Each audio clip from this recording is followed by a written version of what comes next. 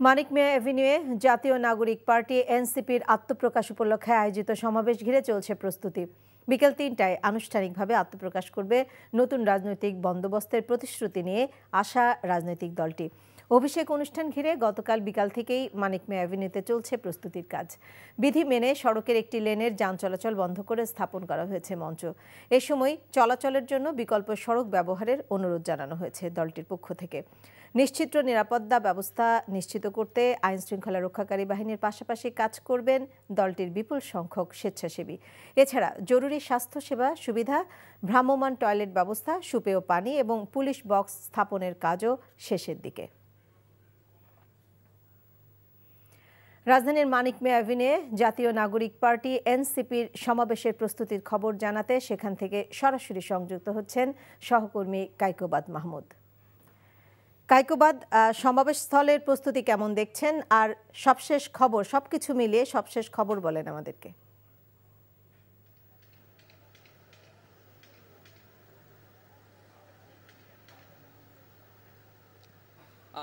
আমি যেখানে আছি এখানেই কিন্তু আর কয়েক ঘন্টা পরে কিন্তু জাতীয় নাগরিক কমিটির আত্মপ্রকাশ, যে নতুন একটি রাজনৈতিক দলের যে আত্মপ্রকাশ অনুষ্ঠান, তা কিন্তু অনুষ্ঠিত হবে, আনুষ্ঠানিকভাবে ঘোষণা আসবে।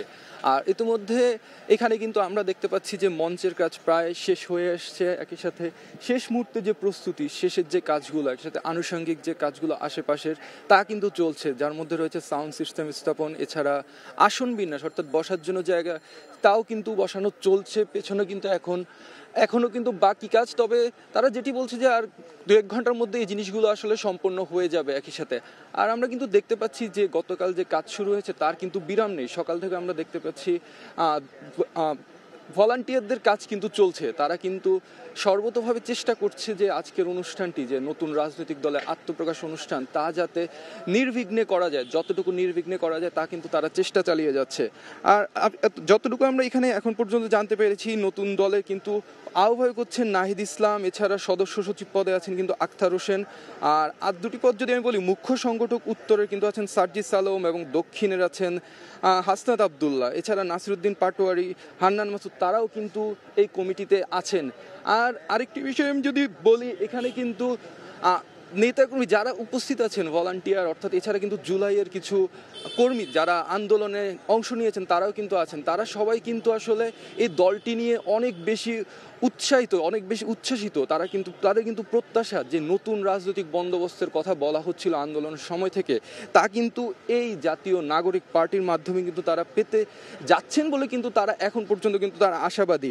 এছাড়া আমি যদি একটু পিছনের কথা বলি, তাহলে যদি বলতে হয়, আগস্ট মাসে আন্দোলন শুরুর পর থেকেই কিন্তু, অর্থাৎ আওয়ামী লীগের সরকারের পতনের পর থেকে কিন্তু একটি গুঞ্জন ছিল যে একটি নতুন রাজনৈতিক দলের।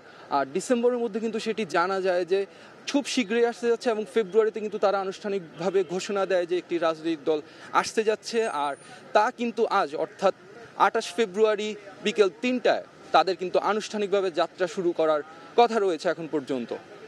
তো এই ছিল এখান থেকে আমার কাছে সর্বশেষ।